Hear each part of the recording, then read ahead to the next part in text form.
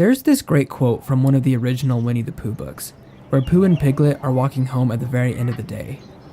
After a long silence, Piglet asks Pooh a question.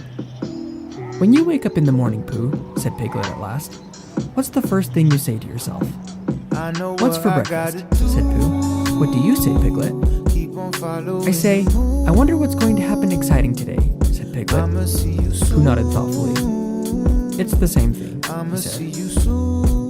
This is not only an excellent quote from an excellent book, but it holds a simple and profound truth about what it means to be happy. One of the main unspoken themes of Winnie the Pooh is Pooh's relative simplicity of mind in comparison to his friends.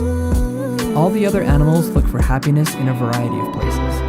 Owl seeks gratification by looking more intelligent than anyone else. Rabbit seeks gratification by being more busy than anyone else. Eeyore seeks it through being the object of others' pity, and Piglet looks for meaning in exciting events and accomplishments, just as long as they don't involve anything too far outside his comfort zone. Pooh, however, makes a stark contrast with those around him, and it's probably for this reason that he seems to be almost the only one among his friends who lives mostly contentedly. Pooh doesn't go to great pains to chase after happiness and satisfaction, but rather he finds it in the simple joys of the world he lives in. A morning meal, an afternoon nap, an evening stroll through country he likes. These are the sort of things that Pooh's happiness is made up of. I grew up on Winnie the Pooh, and like many people, as a child, I saw nothing in it but a pleasant story. However, as I get older, the stories take on a whole new meaning for me about life and what it means to be happy.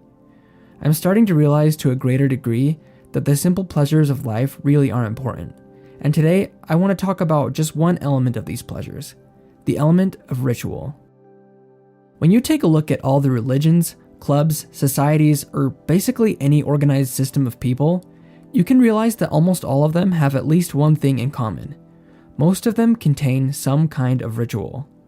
And I'm not talking about ritual in a religious or spiritual sense.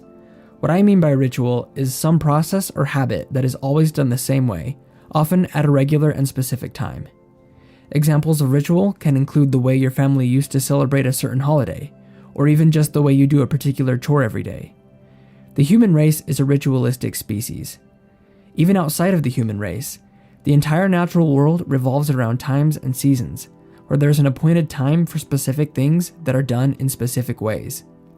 The seasons follow each other in a regular pattern.